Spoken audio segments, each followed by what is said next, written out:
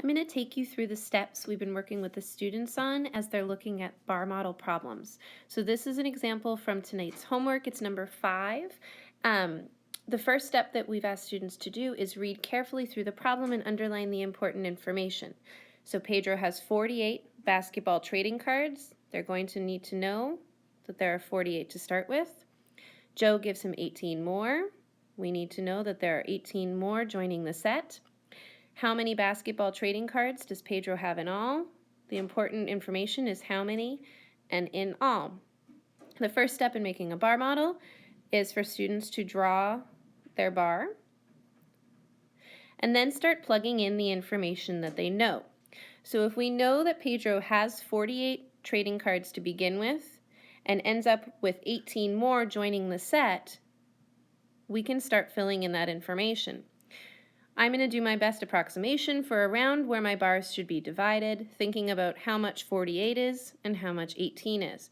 So I'm going to split it right about here.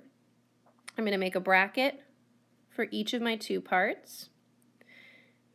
This is 48 that he starts with, and here are his 18 more. I'm going to label my two parts so I can keep it straight that these are the 48 that he starts with. And students might come up with different ways to label these parts, and that's okay.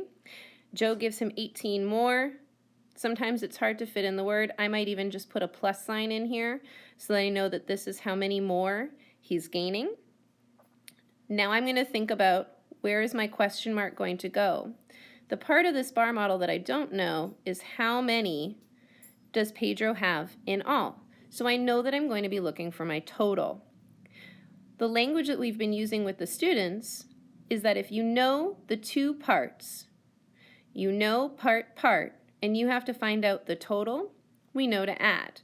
If we know one part and the whole or the total, then we know to subtract. So for this problem, I know part, so I know that I'm going to have to add to find the total. So now I'm going to add 48 plus 18. When I do the addition, I know that I need to then check it. We like to label the checked work with a little check mark so we can keep it straight. So to check, I'm going to say 66 minus 18.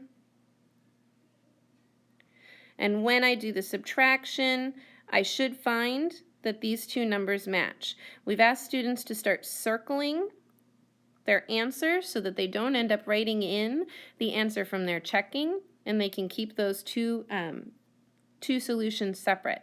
So for this problem, Pedro has 66 basketball trading cards in all. We're not asking students to replace the question mark. They can leave the question mark there, and then their answer goes into a sentence to share their work.